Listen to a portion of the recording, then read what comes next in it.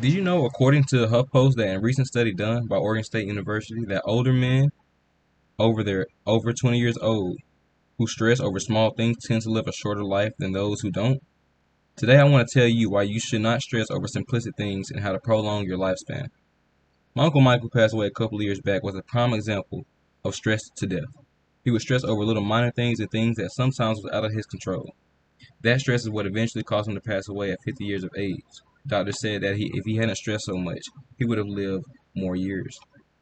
I believe you should listen to this because this affects more people than you think. This is something you may notice or may not, but it's better to catch it early because sometimes it can grow a part of your daily life. I will be presenting three main points in my presentation. The first being the need for awareness of minor stress and how to deal with it if you do have it. My next, I will be presenting ways that we as people can help limit and prevent our stress. And my final point is the overall picture of how this will help you and how to properly be prepared to stop the minimal stress. What is stress and how do we know if we have it? According to NIH.gov, stress is the physical and emotional reaction people experience as they encounter changes in life. Stress is something that is normal in life. You normally feel stress as it is an internal factor inside the body and it kind of alters your thinking. Stress can factor from plenty of normal everyday activities. According to WebMD, stress can also cause other health-related issues such as heart disease, asthma, diabetes, headaches, depression, and many other common diseases and illnesses. Some symptoms of stress that I found on mayoclinic.org is if you're stressed, you may experience headaches, fatigue, muscle tension, chest pain, a change in your sex drive, an upset stomach, or sleeping problems. Anyone can experience stress and not know what they're experiencing.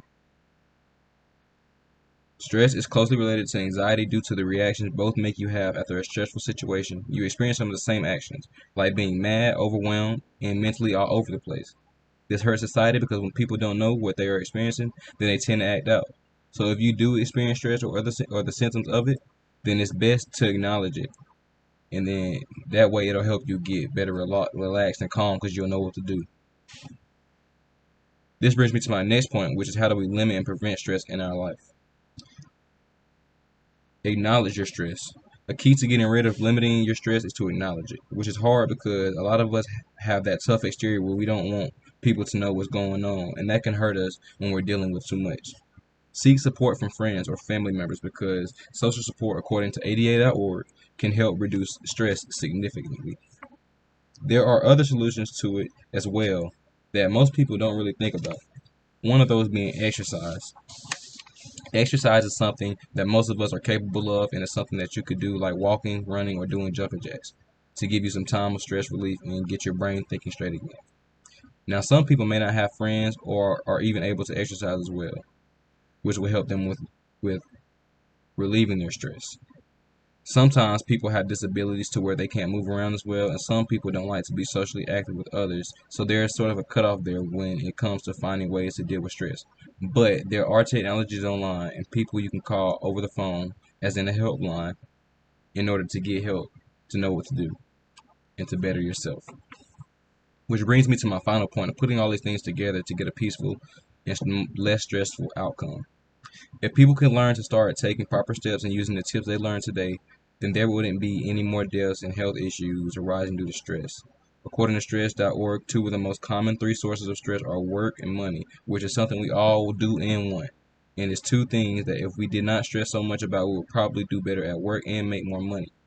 If you do nothing about your stress, then you ultimately aren't caring for you, and then you're putting yourself and others at high risk for stress.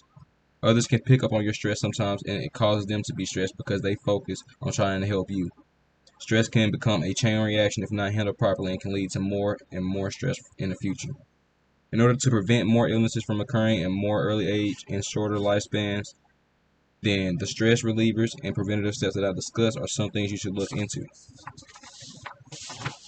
This is where social connections come in to help because talking it out and dealing with stress firsthand keeps from a never-ending cycle of stress and complications.